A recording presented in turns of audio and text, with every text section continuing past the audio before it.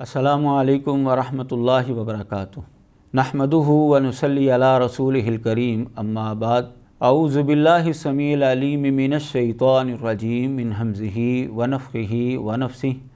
बिस्मिल्लाहिर रहमानिर रहीम।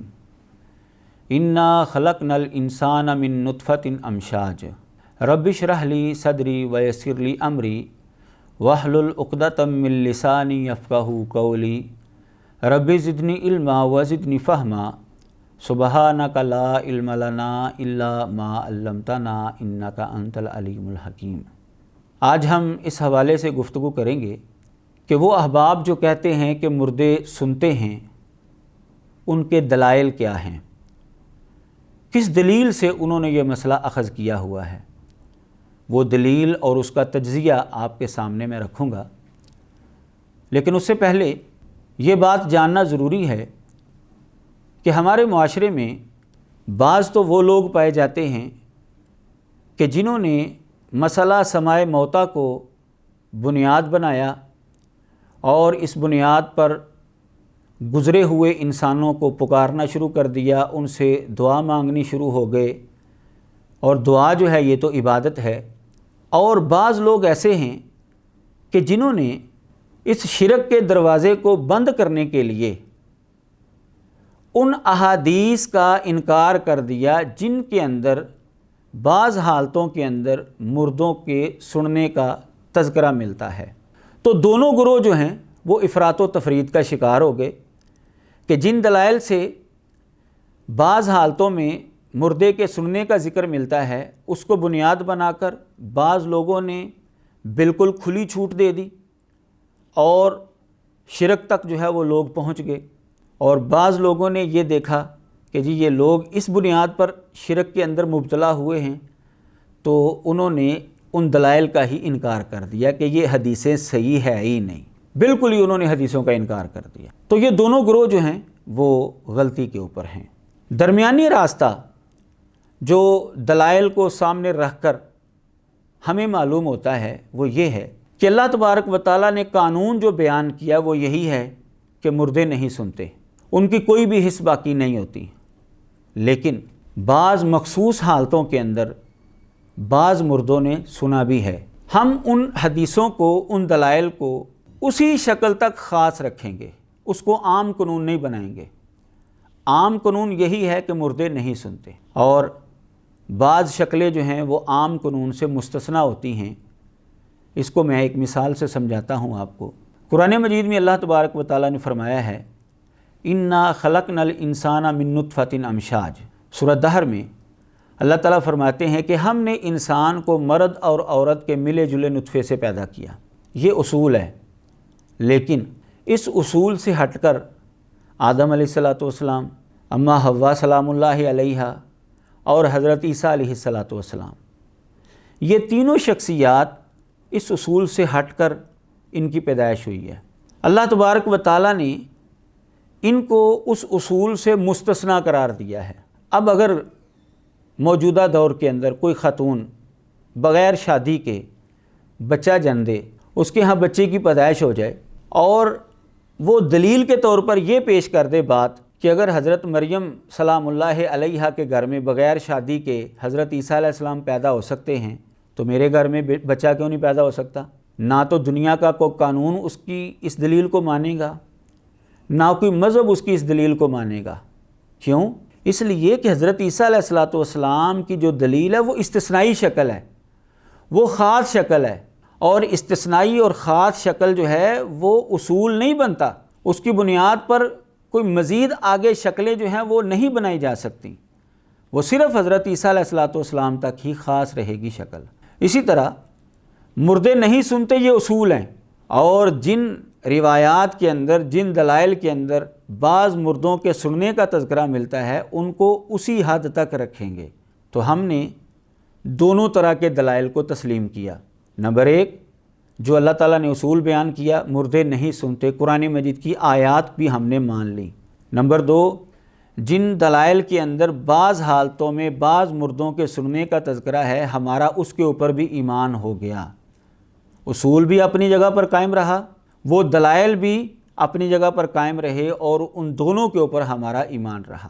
نہ تو ہم اتنا آگے بڑھ گئے کہ شرک تک چلے گئے، اور نہ ہی اتنا نیچے آ گئے کہ ہم نے دلائل کا انکار کر دیا۔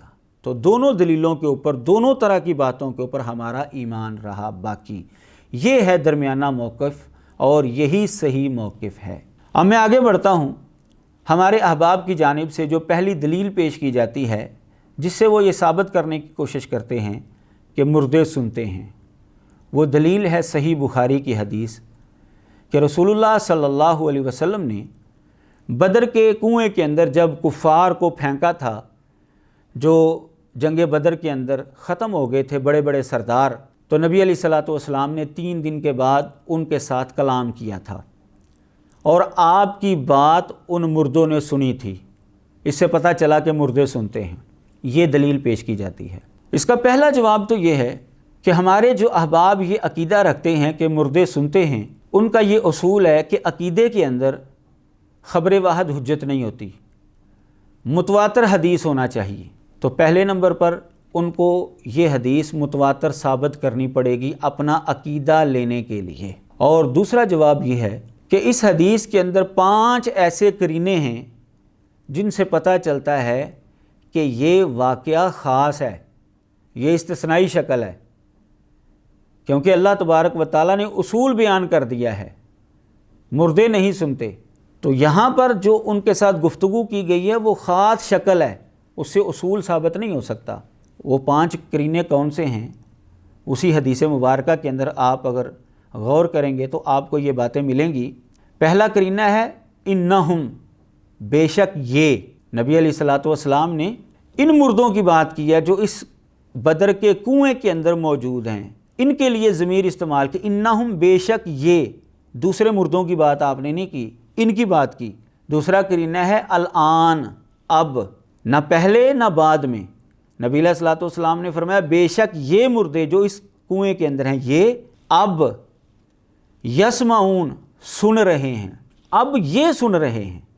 دوسرے مردوں کی بات آپ نے نہیں کی۔ تیسرا قرینہ ہے یسمعون، کہ یہ سن رہے ہیں۔ چوتھا قرینہ ہے ما اقولو، یہ بات سن رہے ہیں وہ جو میں کہہ رہا ہوں، جو میں ان سے بات کر رہا ہوں وہ سن رہے ہیں۔ ارد گرد جو صحابہ تھے ان کی بات نہیں، نبی علیہ السلام نے فرمایا جو میں بات کر رہا ہوں وہ سن رہے ہیں۔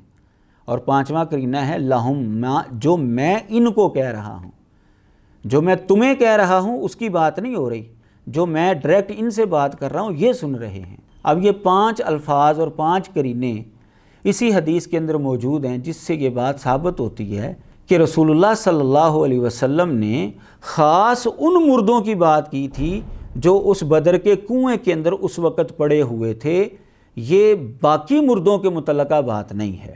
مزید اس بات کی تائید ایسی ہوتی ہے کہ جب رسول اللہ صلی اللہ علیہ وسلم نے ان مردوں کے ساتھ بات کی تو صحابہ نے بڑی حیرانگی کا اظہار کیا۔ اب اگر مردے سنتے ہوتے تو صحابہ حیرانگی کا اظہار کیوں کرتے؟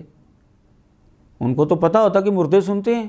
اور نبی علیہ الصلوۃ والسلام نے صرف انہی مردوں کے ساتھ بات کی ہے، انہی کو اپنی بات سنائی ہے۔ نبی علیہ السلام کی زندگی میں اور بھی کئی کافر مرے تھے، کئی مسلمان بھی فوت ہوئے تھے، نبی علیہ الصلوۃ والسلام نے ان کے ساتھ کبھی بھی بات نہیں کی، صرف انہی کے ساتھ بات کی، جس سے پتہ چلتا ہے کہ یہ مخصوص شکل ہے۔ اور مزید تائید ایسی ہوتی ہے کہ مسند احمد وغیرہ کے اندر جو حدیث ہے، حضرت عمر رضی اللہ تعالیٰ عنہ نے نبی علیہ الصلوۃ والسلام کو جب دیکھا کہ آپ ان سے بات کر رہے ہیں تو انہوں نے حیرانگی کا اظہار کرتے ہوئے یہ کہا تھا اتنادیہم بعد ثلاث وہل یسمعون، کیا آپ 3 دنوں کے بعد ان کو پکار رہے ہیں، ان سے بات کر رہے ہیں، اور کیا یہ سن رہے ہیں؟ تو نبی علیہ الصلوۃ والسلام نے وہاں پر یہ جواب نہیں دیا کہ مردے تو سنتے ہیں، بلکہ آپ نے صرف انہی مردوں کے حوالے سے بات کی جو وہاں پر موجود تھے۔ آپ نے فرمایا ہاں تم ان سے زیادہ نہیں سن رہے، بس فرق یہ ہے کہ یہ جواب نہیں دے سکتے۔ تو نبی علیہ الصلوۃ والسلام نے عام بات نہیں کی، وہاں پر دوسرے مردوں کا تذکرہ نہیں کیا، بلکہ صرف انہی مخصوص مردوں کا تذکرہ کیا۔ تو یہ سارے قرینے دلالت کرتے ہیں کہ صرف کلیب بدر کے اندر جو کافر موجود تھے، جن کو وہاں پر پھینکا گیا تھا، انہوں نے وقتی طور پر نبی علیہ الصلوۃ والسلام کی بات سنی تھی، کیونکہ الآن کا لفظ بھی ہے کہ اب یہ بات میری سن رہے ہیں۔ تو نبی علیہ الصلوۃ والسلام کی یہ بات جو انہوں نے سنی تھی، یہ ایک استثنائی شکل ہے، یہ مخصوص شکل ہے۔ اس کو بنیاد بنا کر ہرگز یہ ثابت نہیں کیا جا سکتا کہ مردے ہر وقت سنتے ہیں۔ دوسری دلیل جو ان احباب کی جانب سے پیش کی جاتی ہے وہ ہے حدیث کرانیال، صحیح بخاری کے اندر جو حدیث ہے کہ جب میت کو دفنا کر واپس پلٹا جاتا ہے تو نبی علیہ الصلوۃ والسلام نے فرمایا وَإِنَّهُ لَيَسْمَعُ قَرْعَنِعَالِهِمْ، کہ وہ جانے والوں کے جوتوں کی آہٹ جو ہے وہ سنتا ہے۔ اب وہ یہاں سے کہتے ہیں جی جب وہ آہٹ سن سکتا ہے تو وہ ہماری پکار بھی سن سکتا ہے، لہٰذا مردے سنتے ہیں۔ پہلے نمبر پر تو جواب یہ ہے کہ یہ احباب اگر عقیدہ ثابت کر رہے ہیں اس حدیث سے تو عقیدے کے لیے ان کے نزدیک خبر واحد حجت نہیں ہے، اس کا متواتر ہونا جو ہے وہ ضروری ہے، تو اس حدیث کو متواتر ثابت کیا جائے۔ دوسرا جواب یہ ہے، گو کہ بعض اہل علم یہ کہتے ہیں کہ یہ صرف ایک کنایہ ہے کہ فرشتے جو ہیں وہ جلدی آ جاتے ہیں، کہ جانے والے ابھی جا ہی رہے ہوتے ہیں کہ فرشتے جو ہیں وہ آ جاتے ہیں اس سے سوال و جواب کرنے کے لیے۔ دلائل کی روح سے ہمیں یہ بات معلوم ہوتی ہے کہ یہ بھی ایک مقصود شکل ہے۔ وہ میت صرف جانے والوں کے جوتوں کی آہٹ سنتا ہے، اس کے علاوہ اور کوئی بات نہیں سنتا۔ کیوں؟ کہ عام قانون اللہ تبارک و تعالیٰ کا یہی ہے کہ مردے نہیں سنتے، جیسا کہ دلائل آپ کے سامنے پیش کر دیے گئے پچھلے پروگراموں کے اندر، مردے نہیں سنتے۔ تو یہ حدیث بیان کر رہی ہے کہ وہ قدموں کی آہٹ، جوتوں کی آہٹ سنتا ہے، تو لا محالہ دونوں دلائل کو سامنے رکھ کر یہی نتیجہ نکلتا ہے کہ یہ عام قانون نہیں ہے بلکہ یہ مخصوص شکل ہے۔ اگر مخصوص شکل نہیں مانی جائے گی تو وحی کے اندر تعارض لازم آئے گا، کیونکہ قرآن بھی اللہ تبارک و تعالیٰ کی وحی ہے اور حدیث مبارکہ بھی اللہ تبارک و تعالیٰ کی وحی ہے۔ تو جب دونوں وحییں ہیں تو یہ تو ہو ہی نہیں سکتا کہ قرآن کے اندر بات ایک بیان کی جائے اور حدیث کے اندر بالکل اس کے برعکس بات آ جائے، یہ ممکن ہی نہیں ہے۔ تو لا محالہ اس کا یہی مفہوم لیا جائے گا جو میں نے آپ کے سامنے رکھا کہ یہ استثنائی شکل ہے، یہ مخصوص شکل ہے، نہ اس سے پہلے وہ سنتا ہے نہ اس کے بعد وہ سنتا ہے۔ اس کا مزید قرینہ یہ ہے کہ جب میت سے سوال و جواب ہو جاتے ہیں اور ان سوال و جواب کے بعد اس کا نتیجہ نکلتا ہے، یا تو وہ نیک انسان ثابت ہوتا ہے یا وہ برا انسان ثابت ہوتا ہے۔ اگر وہ نیک انسان ثابت ہو تو نبی علیہ الصلوۃ والسلام نے فرمایا ہے کہ فرشتے اس کو یہ کہتے ہیں نم کا نومت العروس، جیسے دلہن سوتی ہے تو بھی آرام سے سو جا، سکون کر تو، اب تجھے آرام ہی آرام ہے، چین ہی چین ہے۔ سنن ترمذی کے اندر یہ حدیث موجود ہے۔ اب جو انسان سو جائے اس کے نہ سننے کے قائل تو ساری دنیا ہے۔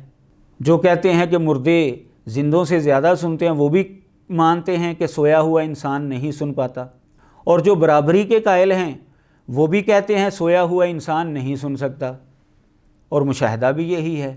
آپ ہر انسان سوتا ہے اور اس کو پتہ ہے کہ جب میں سویا ہوا ہوتا ہوں تو میں کسی کی آواز نہیں سن پاتا۔ تو جو نیک انسان ہوتا ہے سوال و جواب کے بعد اس کو سلا دیا جاتا ہے تو وہ کیسے پھر سن لیتا ہے؟